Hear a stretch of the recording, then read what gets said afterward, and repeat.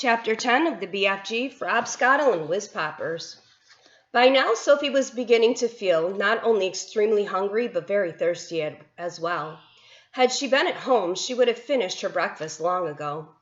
"Are you sure there's nothing else to eat around here except those disgusting, smelly snozcumbers?" she asked. "Not even a fizzwinkle," answered the big friendly giant. "In that case, may I please have a little water?"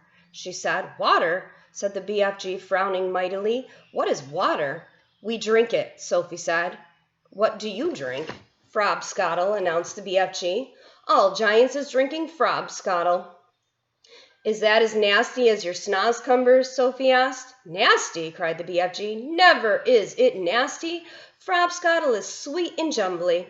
He got up from his chair and went to a second huge cupboard.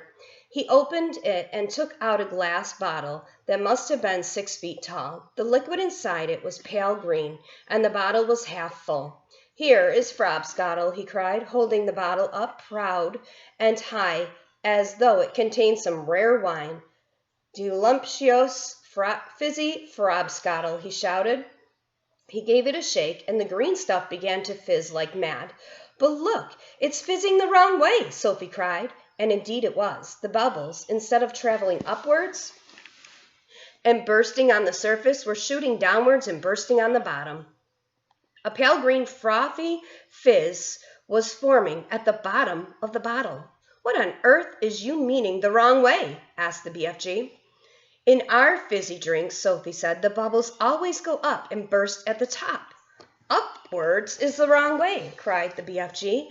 "You mustn't ever be having the bubbles going upwards. That is the most flush-bunking rubbish I ever is hearing." "Why do you say that?" Sophie asked. "You is asking me why?" cried the BFG, waving the enormous bottle around as though he were conducting an orchestra. "You is actually meaning to tell me you cannot see why it is a scrawty mistake to have the bubbles flying up instead of down?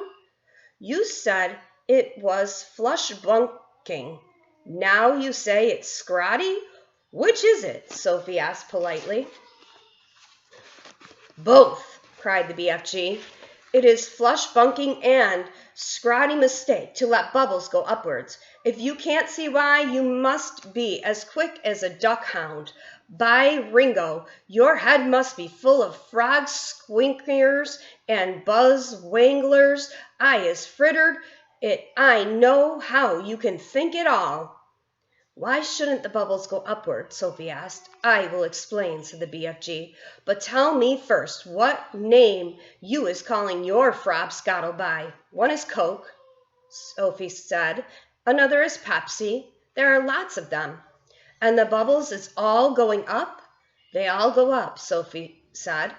"Catastrophe," cried the BFG. "Upgoing bubbles is catastrophe, disastrophe." "Will you please tell me why?" Sophie said. "If you will listen carefully, I will try to explain," said the BFG. "But your brain is so full of bug whiffles, I doubt you will ever understand." "I'll do my best," Sophie said patiently. Very well then. When you was drinking this cokey drink of yours," said the BFG, "is it going straight down into your tummy? Is that right, or is it left?" "It's right," Sophie said. "And the bubbles is going also into your tummy, right or left?" "Right again," Sophie said. "And the bubbles is fizzing upwards?" "Of course," Sophie said. "Which means," said the BFG, "that they will all come swish-whiffling up your throat and out your mouth and make a foulsome, belchy burp." "That is often true," Sophie said, "but what's wrong with a little burp now and again? It's sort of fun." "Burping is filthsome," the BFG said. "Us giants is never doing it." "But with your drink," Sophie said. "What was it you called it?" "Frobscottle," said the BFG. "With Frobscottle," said Sophie, "the bubbles in your tummy will be going downwards, and that could have a far nastier result." "Why nasty?" asked the BFG, frowning. "Because," Sophie said, blushing a little, "if they go down instead of up, they'll be coming out somewhere else with an even louder and ruder noise." "A whizzpopper!" cried the BFG, beaming at her. "Us giants is making whizzpoppers all the time." Whiz popping is a sign of happiness. It is music to our ears. You surely is not telling me that a little whiz popping is forbidden among human beings." "It is considered extremely rude," Sophie said. "But you is whiz-popping, is you not, now and again?" asked the BFG. "Everyone is whiz-popping, if that's what you call it," Sophie said. "Kings and queens are whiz-popping. Presidents are whiz-popping. Glamorous film stars are whiz-popping. Little babies are whiz-popping. But where I come from, it is not polite to talk about it."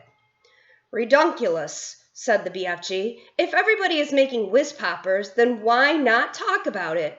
We is now having a swiggle of this delicious Frobscottle, and you will see the happy result." The BFG shook the bottle vigorously. The pale green stuff fizzed and bubbled. He removed the cork and took a tremendous gurgle swig.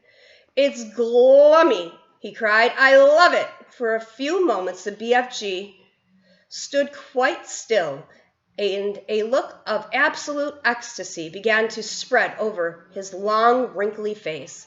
Then suddenly the heavens opened, and he let fly with a series of the loudest and rudest noises Sophie had ever heard in her life. The reverberant around the walls and the cave like thunder, and the glass jars rattled on their shelves. But most astonishing of all, the force of the explosions actually lifted the enormous giant clear off his feet like a rocket. "Whoopee!" he cried when he came down to earth again. "Now that is whiz-popping for you." Sophie burst out laughing. She couldn't help it. "Have some yourself," cried the BFG, tipping the neck of the enormous bottle towards her. "Don't you have a cup?" Sophie said. "No cups, only bottle." Sophie opened her mouth, and very gently the BFG tipped the bottle forward and poured some of the fabulous Frobscottle down her throat. And oh gosh, how delicious it was!